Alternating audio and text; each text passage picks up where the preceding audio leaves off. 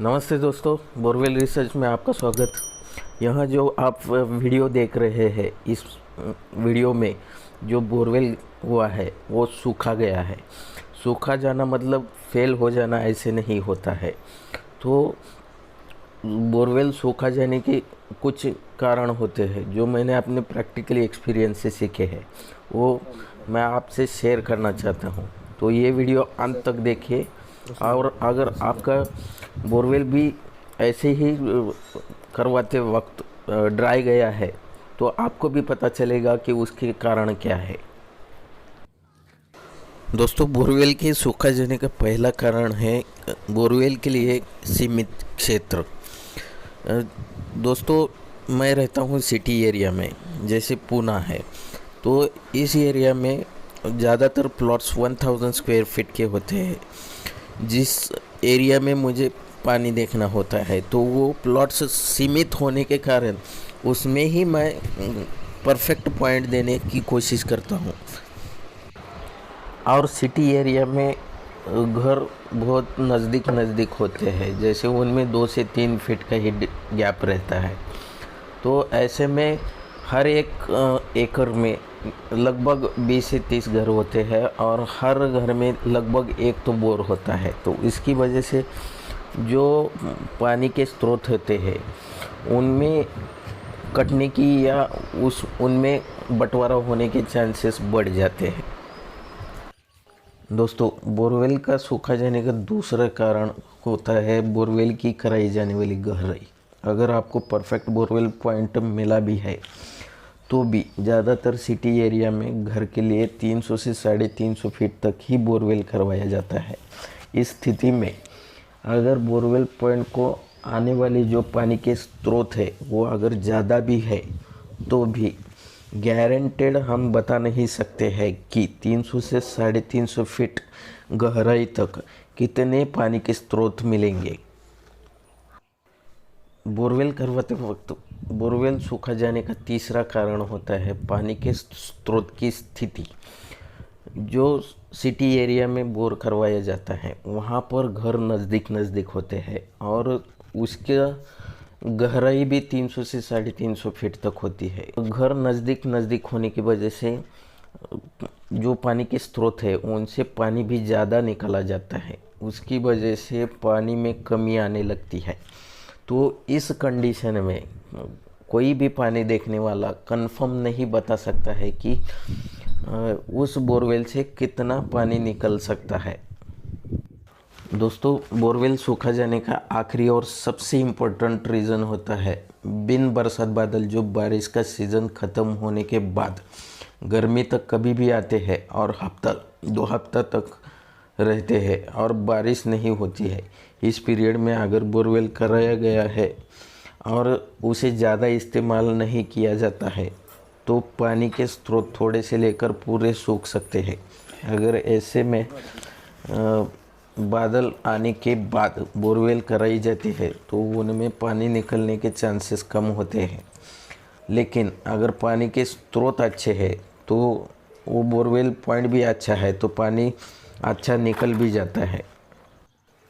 इसके बाद बोरवेल सूखा जाने का कारण, जिसे हम कारण बोल नहीं सकते हैं, वो है गर्मी। गर्मियों के सीज़न के शुरू में या गर्मियों में पानी का सूखना शुरू हो जाता है। इसकी वजह से भी पानी ऊपर आना मुश्किल होता है। तो इन कारणों को सुन के घबराइए मत। यह सब कारणों से सूखा गया बोरवेल एक सीज़न के लिए ही परेशान करता है।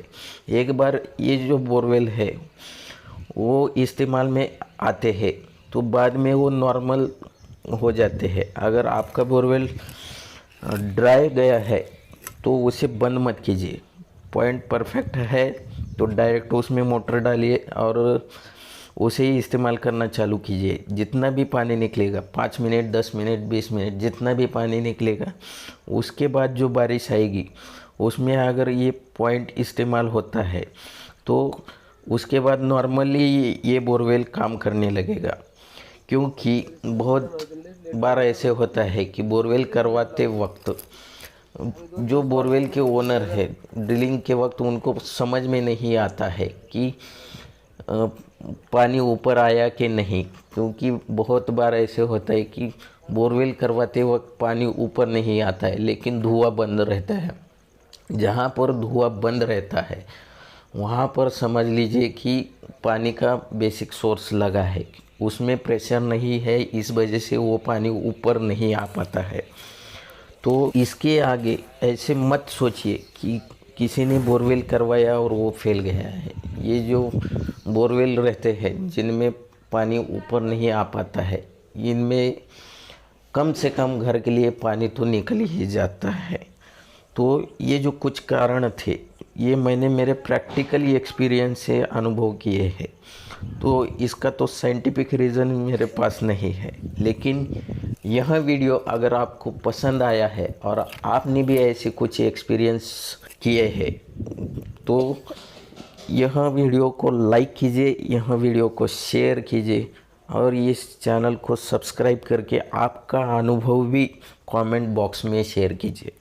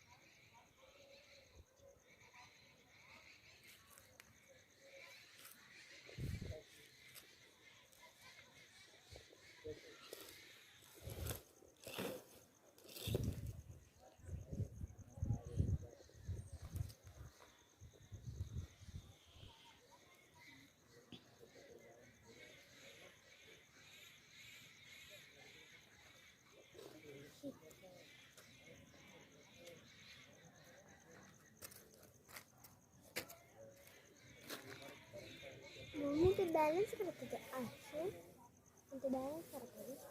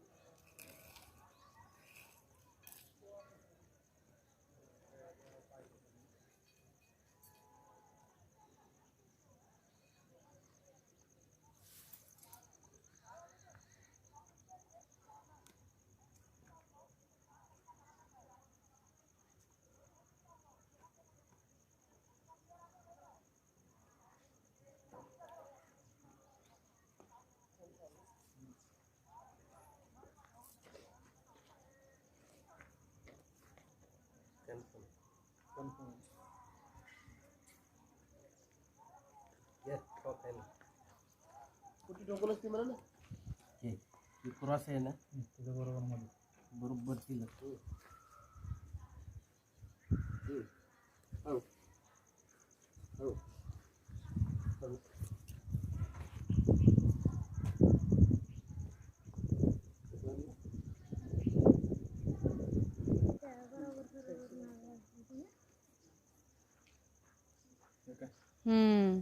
आता परफेक्ट आला. हा सेंटरला आला ना बरोबर.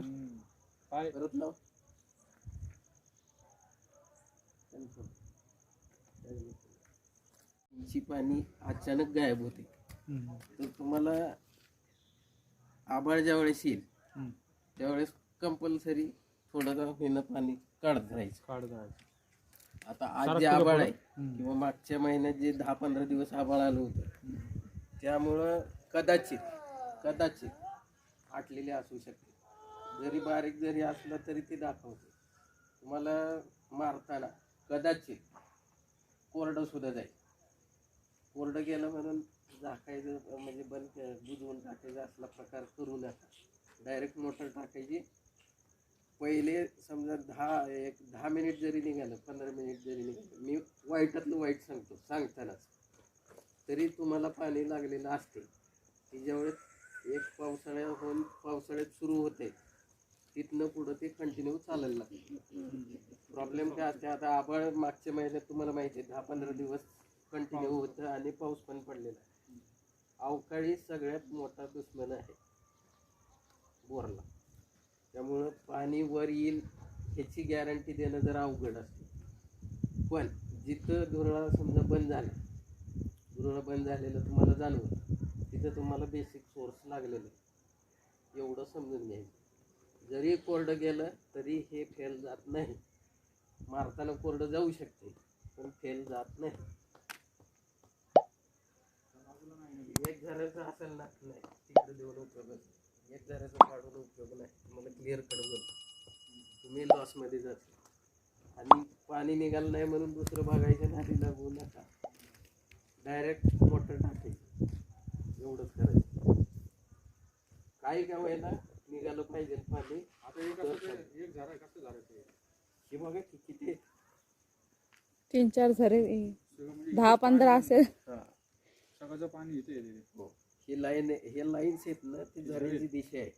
त्यातले आपल्याला समजत आपण 300 फूट मारणार 1-2 जरी लागले काही वेळेस त्याचं प्रेशर नसते किंवा आभाळाने आटलेलं असते त्यामुळं कळत नाही किंवा पाणी वर येत नाही. किती पडद्यावर राहिली चांगलं पाणी